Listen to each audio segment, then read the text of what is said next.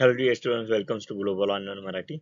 In this class, we will discuss about important topics from cell communication and cell signaling. तर या lecture मध्ये आपण sale communication आणि sale सिग्नलिंगचे जे important topics आहेत ते डिस्कस करणार आहोत आणि पुढच्या एक्झाम साठी जे प्रेडिक्टेबल पॉसिबल जे टॉपिक आहेत त्यावर पण डिस्कशन करणार आहोत. तर आजचा क्लास सुरू करूया. हे जे अनालिसिस आहे ते प्रिव्हियस इयर क्वेश्चन पेपरचा ट्रेंड बघून अनालिसिस आणि त्यांचं अनालिसिस करून हे टॉपिक त्याच्यामधून स्क्रीन आउट करण्यात आलेले आहे. तर मागचा काही 5 वर्षाचा ट्रेंड बघता जीपीसीआर ह्याच्यावर सर्वात जास्त क्वेश्चन आपल्याला बघायला भेटतात. जीपीसीआर जो आहे तो सर्पंटाईन रिसेप्टर असतो, म्हणजे तो मेम्ब्रेनला 7 टाइम क्रॉस करतो. याच्यामध्ये जे याची ऍक्टिव्हेशन मेकॅनिझम, त्याच्यानंतर सेकंडरी मेसेंजर जे असतात कॅम्प, IP3, डॅग आणि कॅल्शियम, हे सर्व सेकंडरी मेसेंजर. परत वेगवेगळे जे डिसीज आहेत त्याच्यामध्ये जीपीसीआर चा रोल आणि त्याचं जीपीसीआर सिग्नलिंगची जी रेग्युलेशन असेल ते सर्व गोष्टी या टॉपिक मध्ये इन्क्लुडेड आहेत. म्हणजे हे जे मेन्शन टॉपिक आहे तिथे त्याच्यावर आतापर्यंत क्वेश्चन आतापर्यंत विचारण्यात आलेले आहेत. त्याच्यानंतर रिसेप्टर टायरोसिन कायनेस अँड मॅप के पाथे, तर हे सेल ग्रोथ मध्ये आरटीकेचा रोल. परत रास मॅप पाथवेची सिग्नलिंग कॅस्केड असते, सिग्नलिंग जे असते स्टेप बाय स्टेप, त्याच्यावर क्वेश्चन आलेले होते काही. त्याच्यानंतर जे कॅन्सर रिलेटेड म्युटेशन आहेत आरटी केस मध्ये, म्हणजे कोणत्या जीन मध्ये जर म्युटेशन झालं आरटीकेच्या पाथवे मधल्या, तर तिथे कॅन्सर होईल. ह्यावर पण मागच्या काही एक्झाम मध्ये क्वेश्चन बघायला भेटले. त्याच्यानंतर जॅक स्टॅट पाथ येतो, ज्याचा की ज्याच्यावर ज्याचा सायटोकाईन सिंथेसिस मध्ये सिग्नलिंग मध्ये रोल आहे. त्याच्यानंतर इम्युन रिस्पॉन्स मध्ये पण JAK STAT pathway important role play करतो सायटोकाईन सिग्नलिंग थ्रू.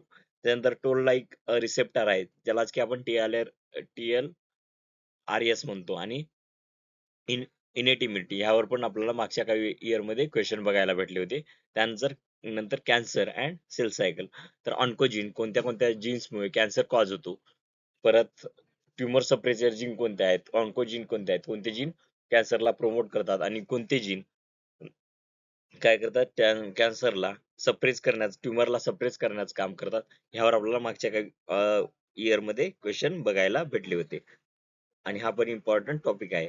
त्याच्यानंतर मेटास्टॅसिस, ज्याच्यामध्ये की जे कॅन्सर इन्फेक्शन आहे ते पूर्ण बॉडीमध्ये स्प्रेड होते, त्याला मेटास्टॅसिस म्हणतो.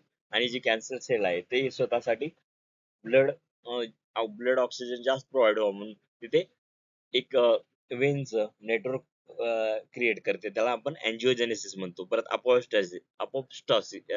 टॉसिस याच्यामध्ये जे आहे सेल डेथ होते. आणि त्याचं कॅन्सर मध्ये काय रोल आहे, कॅन्सर मध्ये ती कशा पद्धतीने अपोप्टोसिसचं फंक्शन आहे, हे आपल्याला ह्या टॉपिक मध्ये बघायला भेटते. आणि ह्याच्यावर मागच्या काही इयर मध्ये क्वेश्चन त्या पद्धतीने विचारण्यात आले होते. तर हे झाले हायली इम्पॉर्टंट टॉपिक. त्याच्यानंतर मॉडरेटली वेटेज टॉपिक बघूया. सिग्नलिंग पाथे आपण डिस्कस केलो, ते काय होते, हायली इम्पॉर्टंट होते. आता त्याच्यानंतर आपण मॉडरेटली इम्पॉर्टंट क्वेश्चन टॉपिक्स बघूया. ह्याच्यामध्ये सेल ऍडिशन मॉलिक्युल येतात, म्हणजे काय, सेल एकमेकांसोबत जे ऍडर होतात त्याच्यामध्ये जे वेगवेगळे मॉलिक्युल्स रोल प्ले करतात वेगवेगळ्या सेलमध्ये, तिथे वेगवेगळे मॉलिक्युल आपल्याला मॉलिक्युलचा रोल बघायला भेटेल. आणि त्यांचे जे प्रॉपर्टीज फंक्शन जे असतील ते डिफरंट असतील. तर अगोदर इंटिग्रिन्स, कॅडरिन्स आणि ह्यांचा रोल सेल ऍडेशन मध्ये विचारण्यात आला होता. त्याच्यानंतर ECM जे असतात, एक्स्ट्रा सेल्युलर मॅट्रिक्स, ह्यांच्यावर पण क्वेश्चन विचारण्यात आलेला होता. ह्याच्यानंतर जे कोलॅजिन आहेत, फायब्रोनेक्टिन आहे, लॅमिन्स आहेत. कोलॅजिन काय, व्हिटॅमिन सी ची जर कमतरता असेल तर तिथे कोलॅजिनचं प्रॉपर सिंथेसिस होत नाही आणि त्यामुळे तिथे जे स्किन रिलेटेड डिसीज होतात. तर अशी डिफरंट टाईपचे तिथे क्वेश्चन विचारण्यात आले होते. त्याच्यानंतर बॅक्टेरियल केमोस्टॅसिस आणि क्वारम सेन्सिंग बघूया आपण. क्वारम सेन्सिंग केमोस्टॅसिस टॅक्सीची जी मेकॅनिझम आहे, म्हणजे टू कंपोनंट सिस्टम जी आहे बॅक्टेरियामध्ये, त्याच्या मुवमेंट मध्ये कसं काम करते, त्यांची जी मुवमेंटची डायरेक्शन कशावर डिसाइड असते, या सर्व गोष्टी इथे तुम्हाला विचारल्या जाऊ शकतात. त्याच्यानंतर role of quorum sensing bacterial communication and virulence, तर ह्याचं बॅक्टेरियल कम्युनिकेशन मध्ये क्वारम सेन्सिंगचं रोल आणि व्हायरुलन्स फॅक्टर जो असतो त्याच्यामध्ये रोल काय ह्यावर पण अगोदरच्या एक्झाम मध्ये क्वेश्चन विचारले गेले होते. तर ते क्वेश्चन त्या रिलेटेड टॉपिक त्याच्या रिलेटेड टॉपिक मध्ये तुम्हाला परत क्वेश्चन विचारले जाऊ शकतात. त्याच्यानंतर hormones and their receptor, steroid versus peptide hormone signalling, त्याच्यानंतर इंडोक्राईन रेग्युलेशन मेटाबॉलिझम, कोणते कोणते इंडोक्राईन जे एन्झाईम एन्झाईम आहेत त्यांचं कसं हॉर्मोन जे आहेत त्यांचं कसं कसं रेग्युलेशन होते यावर पण इथे क्वेश्चन विचारले जाऊ शकतात. त्याच्यानंतर मॉडरेट आहे त्याचं सेकंड पार्ट मध्ये neuro transmission and synaptic signalling यावर पण क्वेश्चन होते. त्याच्यानंतर होस्ट पॅरासाइट इंटरॅक्शन बॅक्टेरियल, तर होस्ट आणि पॅरासाइट एकमेकांसोबत कसं इंटरॅक्ट करतात त्यावर इथे मॉडरेटली क्वेश्चन आपल्याला मागच्या काही 5 वर्षाच्या ट्रेंड मध्ये बघायला भेटतात. व्हायरल एंट्री जी आहे आणि इम्युन इन्व्हेजन स्ट्रॅटर्जी जी आहे, लायटिक्स असेल, लायसोझोमल सायकल असेल व्हायरस मध्ये, ती आपल्याला इथे बघावी लागेल आणि त्याच्यामधला डिफरन्स वर पण काही क्वेश्चन आपल्याला मागच्या काही इयर मध्ये बघायला भेटतात. त्याच्यानंतर लो वेटेज टॉपिक जे असते जे रेअरली केल्या मात्र ह्या कन्सेप्ट इम्पॉर्टंट आहेत. त्याच्यानंतर कोण ह्याच्यामध्ये पहिला टॉपिक येणार लाईट सेन्सिंग इन प्लांट्स. तर प्लांट्स मधली जी लाईट सेन्सिंग आहे जसं फायटोक्रोम्स आणि क्रिप्टोक्रोम्स जे आहेत जे लाईट सेन्सिंगचं काम करतात. डिफरंट वेवलेंथची लाईट हे जे कंपाऊंड असतात पिगमेंट्स असतात ते रिसीव्ह करतात आणि त्या आणि जी बॅक्टेरियल सॉरी जी प्लॅन्टची लाईफ सायकल आहे ते कंट्रोल करण्याचं काम करतात. परत फोटोपेरिडिझम आणि सर्कॅडियन रिदमवर पण हे जी लाईट सेन्सिंग अफेक्ट करते. त्यानंतर रेग्युलेशन हेमॅटोपोएसिस, तर जी ब्लड आरबीसीज आहेत त्यांच्या प्रोडक्शन मध्ये कोणते कोणते इम्पॉर्टंट फॅक्टर आहेत, कसं कसं हेमोस्टॅसिस होते, ह्या गोष्टी आपल्याला इथे हेमॅटोपोएसिस मध्ये बघायचे आहेत. यावर पण मागच्या काही जास्त क्वेश्चन नाही मात्र थोडे क्वेश्चन ह्याच्यावर पण बघायला भेटतात. त्याच्यानंतर थर्ड पॉइंट आहे monoclonal antibodies and antibody engineering. तर ह्याच्यामध्ये हायड्रोमा टेक्निक काय आहे त्याच्यावर आणि ती कशा पद्धतीने वर्क होते त्यावर क्वेश्चन होते काही मागच्या काही इयर्स मध्ये. त्याच्यानंतर ह्याचं ऍप्लिकेशन काय आहे आणि कोणत्या कोणत्या डिसिजन मध्ये आपण हे युटिलाइज करू शकतो ह्यावर पण क्वेश्चन होते. त्याच्यानंतर स्टडी प्लॅन काय असेल आपला, की पहिल्यांदा तर हायली इम्पॉर्टंट टॉपिक जे असतील त्यांना काय करायचं ज्यावर की डायरेक्ट क्वेश्चन विचारले जाऊ शकतात त्या अगोदर त्यांच्या ज्या कन्सेप्ट आहेत ते क्लिअर करून घ्यायचे. त्याच्यानंतर मॉडरेट कड मूव्ह व्हायचं आणि जर वेळ भेटला तर आपण लो वेटेज टॉपिक कडे मूव्ह व्हायचं. नाहीतर हाय पहिल्यांदा हायली इम्पॉर्टंट आणि मॉडरेटली इम्पॉर्टंट हे टॉपिक पूर्णपणे कव्हर करायचे आणि त्यानंतरच बाकीचे जे शिल्लक टॉपिक असतील त्यांच्याकडे मूव्ह करायचं. कारण त्यावरच मेजॉरिटी क्वेश्चन बघायला भेटतील. आता जसं की जीपीसीआर आहे ज्याच्यावर की ए, आपल्याला कंटिन्युअस क्वेश्चन बघायला भेटतात. त्याचे मग डिसऑर्डर्स, मेकॅनिझम, रेग्युलेशन ह्या सर्व गोष्टी प्रॉपरली अंडरस्टँड करणं, सब युनिट आणि त्याच्यामधले जे सब युनिट आहेत त्यांचं फंक्शन जे आहे ते प्रॉपरली अंडरस्टँड करणं आणि मेमराईज करणं गरजेचं आहे ते. त्याच्यानंतर ह्याच्यासाठी तुम्ही की सोर्सेस जे आहेत मॉलिक्युलर बायोलॉजी ह्याच्यामध्ये अल्बर्ट किंवा कार्पचं दोन्हीचे बुक वापरू शकता किंवा आपले ग्लोबल ऑनलाईन मराठीचे जे नोट्स असतील ते जर वापरलात तर त्यामध्ये हे सर्व टॉपिक कव्हर केले जातील. त्याच्यानंतर ऑनलाईन कोर्सेस जे असतील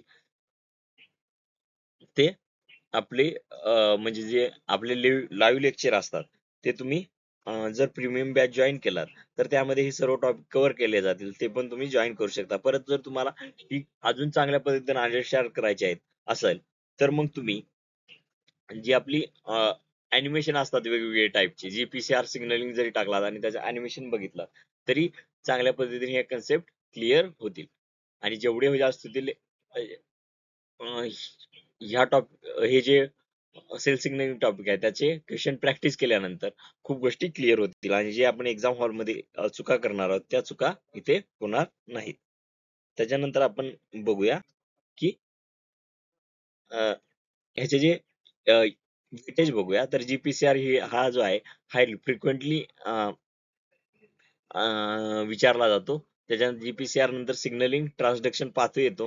हा पण हायली फ्रिक्वेंट आहे, म्हणजे रेग्युलरली विचारला जातो. सेकंड मेसेंजर किंवा जे सेल सरफेस रिसेप्टर असतात, आरटीकेज किंवा जॅक आरटीकेज, हे काय ह्याच्यावर पण आपल्याला कंटिन्युअस क्वेश्चन बघायला भेटतात. त्याच्यानंतर मॉडरेटली बघितलं तर bacterial and plant two component system, light signalling in plant, त्यानंतर बॅक्टेरियल केमोस्टॅसिस, टॅक्सिस आणि क्वारम सेन्सिंग, त्याच्यानंतर सिग्नलिंग पाथवे मधलं रेग्युलेशन, ह्यावर आपल्याला मॉडरेटली क्वेश्चन बघायला भेटतात. तर cell cell fusion, pathogen host interaction, haematopoiesis यावर आपल्याला आणि इम्युन सिग्नलिंग यावर आपल्याला रेअरली क्वेश्चन बघायला भेटतात. तर इथे आपण मॉडरेटली आणि हायली इम्पॉर्टंट टॉपिक जे आहेत त्यांना जर फोकस केलो तर इथे आपण चांगल्या पद्धतीने तिथे सेल कम्युनिकेशन ह्या टॉपिक मध्ये स्कोर करू शकतो. आणि इथे जी क्वेश्चन विचारले जातात ते डायरेक्टलीच असतात, मग त्यामुळे हा पोर्शन सोपा जातो. त्यानंतर आपण बघूया की पॉसिबल नेक्स्ट एक्झाम साठी कोणते कोणते टॉपिक असू जातात.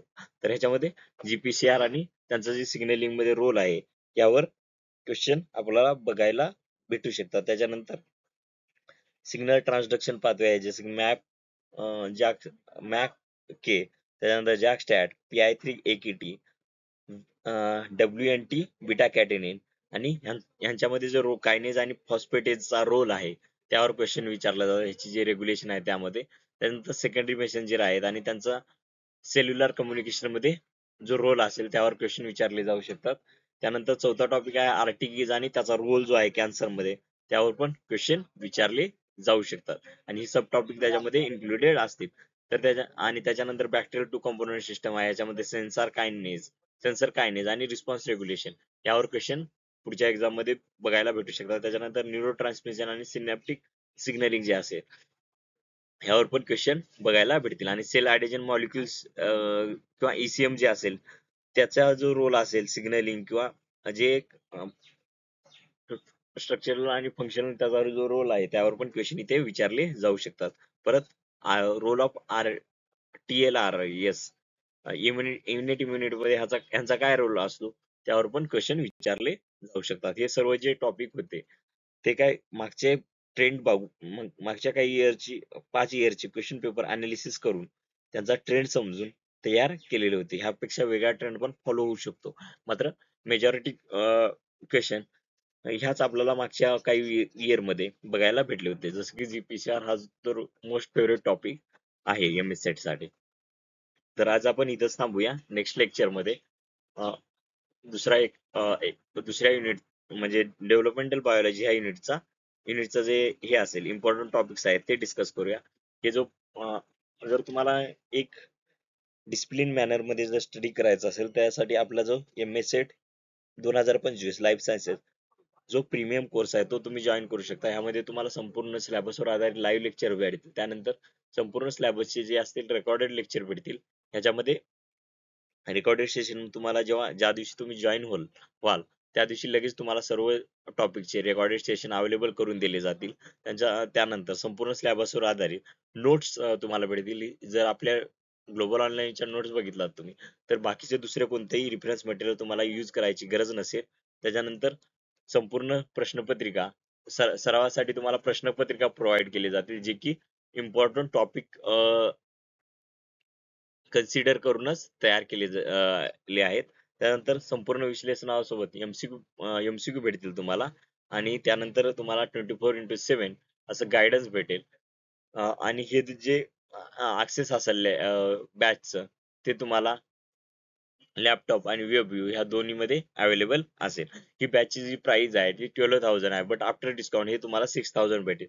आणि पहिले जे 10 स्टुडंट असतील त्यांच्यासाठी स्पेशल ऑफर म्हणून पेपर 1 हा पण एकदम फ्री पेपर 2 सोबत तुम्हाला भेटेल. 6,000 मध्ये तुम्हाला पेपर 1 आणि पेपर 2 ह्या दोन्ही गोष्टी अवेलेबल करून देण्यात येतील.